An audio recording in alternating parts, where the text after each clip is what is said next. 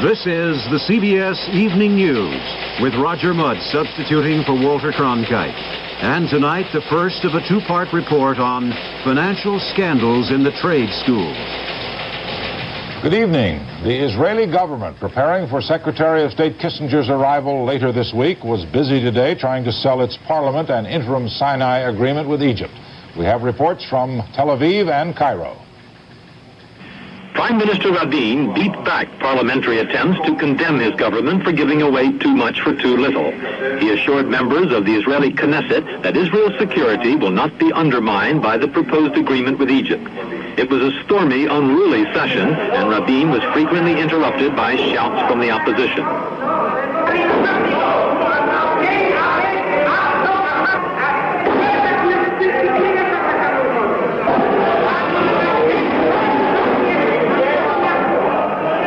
Menachem Begin, leader of the right-wing opposition, called on Rabin to resign for breaking his promise not to give away the Sinai mountain passes or oil fields without a formal pledge of non-belligerency from Egypt. Begin had called for the debate in an effort to embarrass the government, but he was unable to win majority backing for his viewpoint. While the debate was going on, there were demonstrations outside the Knesset and in Tel Aviv by groups who fear that Israel has been pressured into making unacceptable concessions. The demonstrators promised more vigorous protests when Kissinger arrives here Thursday. Despite all the reservations being expressed here about Kissinger's new mission, government insiders insist that the deal is essentially complete and express confidence that the Kissinger shuttle this time will succeed in bringing about a new agreement between Israel and Egypt.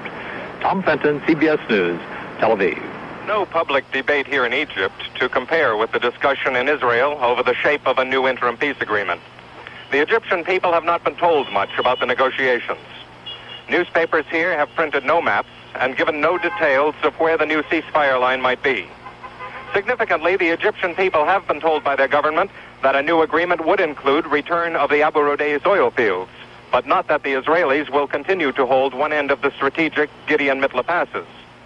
One point repeatedly hammered home in the controlled press of Egypt is that Washington holds all the cards in the negotiations, so if the Egyptians are unhappy with the agreement when they find out the details, they can blame it on the Americans rather than on their own government.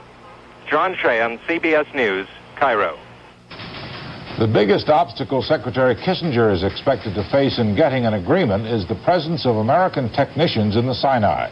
More on this from Marvin Kalb in Washington. After initial soundings on Capitol Hill, Secretary Kissinger has concluded that Congress will support the stationing of about 100 American technicians in the Sinai as part of a new Egyptian-Israeli agreement. Top officials now seem fairly confident that so long as the Americans serve only the technical function of monitoring the early warning systems in the strategic passes, Congress will support this limited peacekeeping role. The administration, mindful of the Vietnam experience, wants this support, because if anything goes wrong, if somehow Americans become involved in hostilities, the president wants congressional backing from the very beginning. Officials insist it is still a very tricky negotiation, but they think Kissinger will get the agreement by the end of this month. They say 90% has already been completed. The Israelis claim only 60%. The Egyptians don't claim anything but admit a few major problems remain. Marvin Kalb, CBS News, the State Department. Jordan's King Hussein today began 5 days of meetings in Damascus with Syrian President Assad. The two Arab leaders are moving closer together politically as Israel and Egypt approach agreement in the Sinai. The chief subjects of the Damascus talks are expected to be Kissinger's peace efforts and what to do about tens of thousands of Palestinian refugees in Jordan and in Syria. Violent anti-communist demonstrations spread today to Portugal's strategic Azores Islands. Farmers protesting Portugal's leftist policies attacked and burned the local communist headquarters. There were no reported injuries. Meanwhile, pro-communist Premier Vasco Gonçalves, trying to hold on to his power, made his first public appearance in almost 2 months today. He addressed a rally at a communist industrial stronghold near Lisbon. In the city of Lisbon, there was a newspaper report today that Gonçalves may be ousted soon. There was also growing political unrest in Spain. Several hundred angry rightists shouted anti-government slogans at officials today who were attending a Madrid funeral for a policeman who was killed by left-wing terrorists. Police stepped in and forced the demonstrators back. A toast to Cookie, who says the customer is always right, whose recipes never falter, who's known as the Shakespeare of chefdom. Cookie, I have a warm feeling for your meatloaf. It's called heartburn. So I drink to you, pal, with Alka-Seltzer Gold. New Alka-Seltzer Gold starts to work as fast as you drink it to neutralize excess acid. Hey, when you get heartburn or acid indigestion, give it the toast of the town. This is the end of Denture Cream. Because now there's a new kind of Denture Cream. A Denture Cream that doesn't just get rid of the dingy yellow film that builds up on dentures. This Denture Cream has a new anti-yellowing formula. A new anti-yellowing formula that polishes better. Better than ever to help keep that yellow from coming back. Announcing new Denture Cream with a new anti-yellowing formula. President Ford has interrupted his vacation for 2 days of travel, and most of that will be political. He began his 4-state Midwestern tour today by inspecting an oil experiment in Colorado and talking to farmers in Iowa. Phil Jones reports. The president flew to Colorado's western slope to show his interest in the development of oil shale as an energy source. This is only a research and development project, but the president was told today that the oil shale potential boggles the mind. There are estimates that up to 3 trillion barrels of oil are locked in Colorado, Utah, and Wyoming shale. There are others who say that the American oil shale is 2 to 4 times the known oil reserves in the Mideast. But one problem is that it would be 1980 before a commercial plant could be in operation. Today, about 3 hours after the visit to the oil shale plant, the president was doing some politicking and business in the Midwest. Mr. Ford, only the second president to ever visit the Iowa State Fair. Eisenhower was here in 1954. The president's love for fairs goes back to his first congressional campaign in '48, and even back to the days when he was a 4-H'er. Today, he inspected the 4-H exhibit and was right at home. Later, with the grandstand packed with farmers who are interested in more grain sales to Russia, President Ford defended the temporary halt in sales to the Soviet Union. Additional sales to the Soviet Union must be in our best national interest, in the interest of all Americans, farmers, and consumers alike.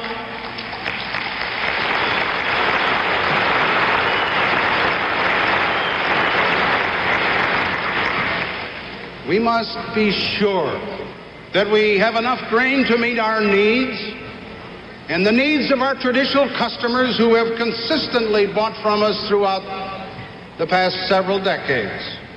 The president will conclude his Iowa visit tonight by attending a fundraising reception and dinner. Hopefully, he'll be able to get the Iowa State Republican Party out of debt and at the same time pick up a few IOUs for next year's presidential race. Phil Jones, CBS News, with the president in Des Moines. The White House Press Secretary Ron Nessen said the Republican National Committee is paying for the president's trip except for the Colorado stop, which was described as official. In Washington, AFL-CIO President George Meany today gave his support to dock workers who refused to load grain recently bought by the Soviet Union. Maritime union leaders want administration guarantees that the new sales will not hurt the American consumer. Ed Bradley reports. The leaders of the nation's major maritime unions, except those on the West Coast, met with Meany and reaffirmed their earlier decision to refuse to load or ship any grain bought last month by Russia. Meany recalled the 1972 grain deal and subsequent increase in prices. This was a real rip-off, and who paid for it? The American consumer paid for it. And our policy is to try to do something to stop that. The 81-year-old union leader made it clear they plan to stick by the boycott and will not go to the administration for a deal. No, we're not asking for anything. Not asking for a thing.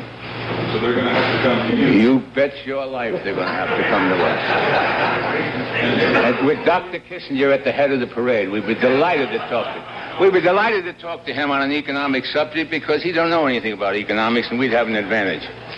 Meany took exception to the suggestion that the unions could be accused of interference with delicate foreign policy. That's a laugh. That's a laugh. Foreign policy is too damn important to be left to the Secretary of State. The American people should have a voice in every phase of foreign policy. and it shouldn't be conducted behind closed doors and kept secret from the American people. Meany said wheat has already gone up 36% since the Russian deal, and détente is going to cost the American consumer billions of dollars. Ed Bradley, CBS News, Washington.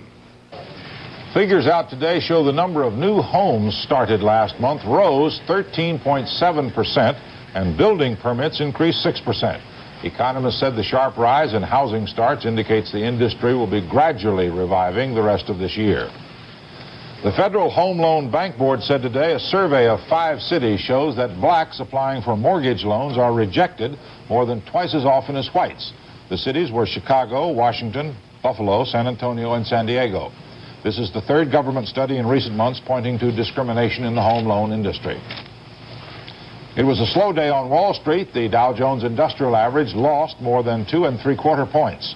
Volume on the New York Stock Exchange was 10,800,000 shares. The average price per share fell 5 cents on the New York Exchange. It was unchanged on the American. If I told you Excedrin worked better than regular aspirin, you might not buy it. But would you listen if there was medical evidence? Well, in 2 medical research studies on pain other than headache, at a large hospital and a leading university, doctors reported that Excedrin worked significantly better than the regular aspirin tablet. Right. Doctors reported Excedrin has worked better than aspirin. So the next time you get a headache, try Excedrin, the extra strength pain reliever. See if it doesn't work better for you. Remember the old days when every home had a plunger? It was a good idea, using pressure to push out the clog. Only trouble was it didn't work very fast. But today there's new Drano aerosol plunger. It works with pressure the way a plunger works, only much faster and much better. It contains no lye or acid, and its pressure-concentrated formula unclogs instantly. Watch. New Drano aerosol plunger plunges away clogs instantly. 6 former mental patients today told a Senate Judiciary Subcommittee they had become zombies after being given large doses of drugs in mental hospitals. Mariah McLaughlin reports from Washington.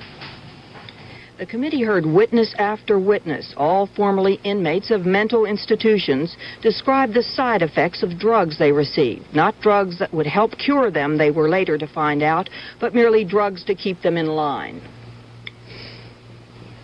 It would take very strong, the strongest among us, to withstand the sense that we're going crazy. Can't communicate, you don't hear what people are saying, you can't read, you fall asleep in the middle of a conversation, without knowing that these were caused by the drugs that were supposed to be helping me. It's very hard to describe the effect of this drug and others like it. That's why we use strange words like zombie. But in my case, the experience became sheer torture. Different muscles began twitching uncontrollably. My mouth was like very dry cotton, no matter how much water I drank. I began to take a daily midday nap. Despite the fact that this drowsiness was a drug side effect, I was forbidden to take naps by the hospital personnel. Later, the fact that I took naps rather than remaining in the day room was cited as an example of my uncooperative behavior. After the patients came doctors who confirmed the stories of indiscriminate use of drugs in mental institutions. The untrained ward attendant will go to the doctor and say, Johnny did such and such, he needs a pill. And Johnny gets a pill. How does the doctor get information back about how the pill is affecting Johnny? The untrained ward attendant says, Johnny's better now that he's gotten the pill. That's about as scientific as it ever gets. My feeling about it was that it was very much like the way wild animals are captured in the jungle, and that it was not at any level higher than that. With the doctor's order over the phone and with the nurse's permission, essentially the guards were shooting a Thorazine gun at these unfortunate people to control their violent behavior, which they had indeed done a great deal to provoke. The doctors who testified said the use of drugs without any therapy was inexcusable, and the use of drugs just to make life easier for guards and hospital personnel was almost criminal. Mariah McLaughlin, CBS News, Washington. The U.S. Customs Service said today one of its helicopters spotted a 40-ton pile of marijuana in the Grand Bahama Islands, stacked in a pile the size of a railroad freight car. The estimated value of the marijuana is $22 million. Officials say it may have been the biggest marijuana seizure so far.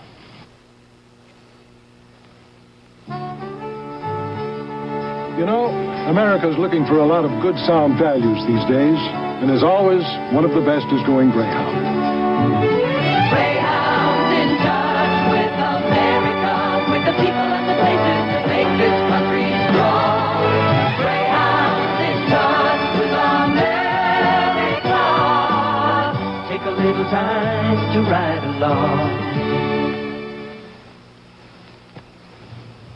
George, am I glad you're behind the counter? I've got this problem. It's my breath. You see, I could use a... Breath deodorant. Deodorant. Very funny, but... Yes, a breath deodorant. Clorettes? Clorettes is strong. It deodorizes mouth odors. Clorettes with Actazol actually helps your mouth's own freshening power eliminate bad breath. It costs a little more. Hey, but for a deodorant, it's worth it. Clorettes, the breath deodorant. As part of its higher education program, the federal government spends millions of dollars to underwrite loans for trade school tuition. But many students who are supposed to be getting help end up getting hurt, and the taxpayer picks up the bill. Sharon Lovejoy has part one of a special report. This is the way dreams are sold, and the hope of training and a good job and a steady income. The key to it all, a government-backed student loan available to almost anyone. The Guaranteed Student Loan Program is one of 5 HEW loan and grant programs for students enrolled in accredited colleges and vocational schools, known as proprietary schools. The student enrolls in a trade school and applies for a federally insured loan from a bank. Loans range up to $2,500 a year at 7% interest. Students have upwards of 15 months to start repaying the loan after completing school or dropping out. The bank gets an additional 3% interest from Uncle Sam to sweeten the deal, plus a guarantee that the government will step in and pick up the tab if the student defaults. So everybody's happy. The bank has a solvent Uncle Sam as an angel for its money. The school has its tuition money up front, and the student has some terrific promises, all within the law. McMahon College is a tough school, but for those who do graduate, the rewards are high. Anywhere from $10,000 to over $30,000 a year. But the surefire plan for success all too often ends in failure. In this case, would-be court reporters found that in spite of its excellent reputation, McMahon College folded in bankruptcy. Few students ever acquired the necessary proficiency from their courses, so they kept re-enrolling, running up tuition loans as high as $7,000. The washout rate shot up to 95%. Angry, disillusioned, students refused to pay for the courses they couldn't finish. Since the government guaranteed the loans, the taxpayer was left with the bill. Again, all within the law. Since the loan program's inception a decade ago, nearly 5 million students have taken advantage of the offer. But as enrollments grew, so did the default rate, up to 14% nationally. Also on the rise, the taxpayer's debt. Over $400 million since 1968, already projected as an estimated $200 million next year. 60% of the defaults are in the proprietary schools. But while the taxpayer was losing money, the banks and the schools were raking it in. Paris Strawn's business school was the last in the chain of 14 schools run by a complex interlocking corporation system throughout Texas. Controlling it all, Carl Whaling, a man who lives well in a comfortable suburb of San Antonio. A shrewd businessman, his worth, say some observers, in the heyday of his empire, somewhere between $6 and $14 million. Carl Whaling made a lot of money after the HEW program began, but he refused to talk with CBS News either about student loans or the schools which made him so rich. Whaling's salesmen zeroed in on the hot, dusty fields of Texas. A favorite target, the lush Rio Grande Valley, one of the nation's agricultural garden spots, manned by men and women eager for an opportunity to better themselves. Over a 4-year period, Whaling's salesmen recruited some 6,000 students, most of them from this valley. Ripe pickings, for they were often desperate for a chance for a better job, but too often confused by the wordy contracts peddled by Whaling's hard-driving salesmen. I needed money. I had to work. I had 2 children. He just made it so easy. You just signed that dotted line. He said, you don't have to worry about anything. You don't have to give a penny down. Once signed, the loan applications were pushed through an HEW computer, given almost rubber stamp approval, and then returned to the lending bank. There, the student loans, averaging between $1,000 and $1,500, were usually forwarded to the schools, not the students. Somehow, the checks were cashed without the student ever seeing the check. Tuition was paid in full before a single class had been taken. McAllen Business School, at one time part of the Whaling Empire. Students here found there were seldom current textbooks, that business machines were outdated or broken, that bogus entrance exams and fraudulent promises were the order of the day. They described the more blatant examples of fraud to producer Roger Sims. We were guaranteed a job after we graduated. Guaranteed. Now, he said, we'll place you anywhere in the state. We were led to believe I was. When I enrolled, they stated that it was accredited. Before the school closed down, that's when I found out that it wasn't accredited. Had not been even when you entered? It had lost its accreditation a few years ago. Before you entered? Before I entered. There were more serious charges, allegations of whaling schools giving kickbacks to banks. The FBI began digging into the disappearance of almost $2 million in HEW educational grants made to whaling students, grants the students say they never saw. 7 HEW officials fired in Texas accused of making irregular loan approvals to schools run by whaling. The students felt they'd been cheated. I owe $1,700 to this bank in San Antonio, and I don't feel that I should pay it back. I really don't. I'm not going to give any money away for free. You know, I want something in return for what I'm going to pay them. As the whaling empire collapsed, the default rate in Texas soared to the second highest in the nation after California. HEW brought in Charles Cook, special assistant to former Secretary Caspar Weinberger. His job, clean up the mess. Cook admitted HEW had had enough laws to crack down on the wayward school years ago, but explained why the agency didn't act. The delay was partly one of attitude, the delay was partly one of staffing, and the delay, I would say, in the final instance is partly one of just failure to implement the law all the way, or correctly. So the complaints roll in about a program designed to help those who need education the most and are the least able to afford it. The unskilled, the uneducated of the inner cities, the hopeless of the farms. Most involved say root causes were stupidity, greed, and inertia, that the vocational and home study industry grew faster than government controls, and that the solution is still 1 to 3 years away. But the real losers are the students, men and women at the bottom of the unemployment ladder, looking to the program for a way out. For them, it turned out to be just another broken dream. Sharon Lovejoy, CBS News, Washington.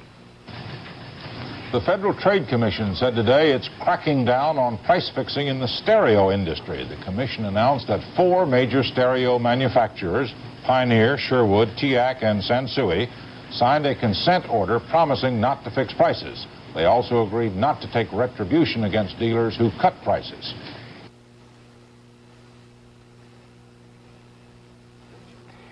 Sometimes with dentures, you're sure they're going to slip. You think everybody is looking at you. You're afraid to eat. You cover your mouth. But with Orifix, you eat, you smile. You feel more like a human being again. Orifix holds dentures better. It spreads better than these other top sellers. These don't spread as well. But Orifix spreads to seal gaps and hold dentures tight. You feel like a human being again. Orifix, every day, for the seal of confidence. Hi, I'm Jockey Donna Hillman. I know all about racing links, but I didn't know about mid-links, the racy new cigars from Dutch Masters, featuring the Sprint and the Racer. Tell them, fellas. A mid-length is smaller than a large Dutch Masters, but larger than a small Dutch Masters. So you get that famous Dutch Masters taste at a 2 for a quarter price. New Dutch Masters mid-lengths, the Sprint and the Racer. 2 for the money, 2 for a quarter, can't lose. West German officials say a professional American helicopter rescue pilot flew from Munich to Czechoslovakia yesterday and picked up 3 East German refugees. Czech soldiers fired on the chartered helicopter as it took off, wounding the American, 34-year-old Barry Meeker, and one of the refugees, a 14-year-old girl. The helicopter was hit twice and was forced to land at Traunstein, West Germany. Meeker, who is a civilian, said the refugees were a friend's family. The district attorney of Westchester County, New York, said today state kidnapping charges will be pressed against the 2 men arrested in the FBI's Sunday morning rescue of Samuel Bronfman. The maximum penalty is life imprisonment. The 2 men were in federal court today on an FBI complaint of extortion. Sam Chulin reports. Melvin Patrick Lynch, 37, a New York City fireman, a bachelor, an immigrant from Ireland. Police found Sam Bronfman in Lynch's Brooklyn apartment. Lynch was dozing on the floor when police and FBI agents broke in yesterday morning. Dominic Byrne, 53, also Irish-American. Active in his parish Catholic church, ran a neighborhood liquor store in Brooklyn until 6 months ago, then started a limousine service. Lynch occasionally drove one of Byrne's limousines, and Byrne gave police the key they used to get into Lynch's apartment. So far, no one has explained how or why the 2 hatched the plot to kidnap Sam Bronfman. Neither is known to have been active in Irish political affairs. Neither was thought to have financial worries. In fact, neighbors and co-workers say the 2 are a most unlikely pair of kidnappers. Dominic was a good friend, good neighbor. I was flabbergasted when I heard. Never would think it, the last person in the world to think involved in a thing like that. I really didn't believe it. Out of 50 men in this firehouse, I would say he would be the last one that I would select. I would never think anything could happen like this with Dominic. He seemed to be such a good person, so religious. Today, Judge Martin Jacobs set bail at $500,000 for Lynch, $200,000 for Byrne. Both were ordered to surrender their passports. Sam Chulin, CBS News, New York. That's the news this Monday night. I'm Roger Mudd, CBS News. Good night. Have you considered comparing whole wheat total with the leading natural cereals? You'll see there's a big difference. 1 ounce of fortified total gives you 100% of the recommended daily allowance of all these important vitamins and iron. 1 ounce of the leading natural cereals gives you no more than 6%. Check the vitamins and iron listed on the side panels. You'll see 100% versus 6%. That's the total difference. One of these 5 cars is the winner of Road Test Magazine's 1975 Engineering Award. Acclaimed by Popular Mechanics as the best value for 1975. And by Road and Track as the best sedan under $3,500. Now, will that one car please drive forward?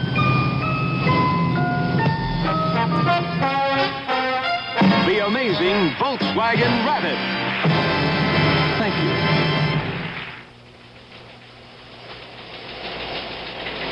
This has been the CBS Evening News, with Roger Mudd substituting for Walter Cronkite.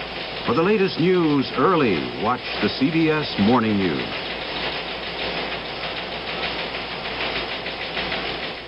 One week from tonight, watch the special 2-hour introduction of Beacon Hill. Due to mature theme, viewer discretion advised. Here on CBS. WLAC-TV, Nashville. Good evening, everybody. I'm Chris Clark, and in the news tonight, your electric rates are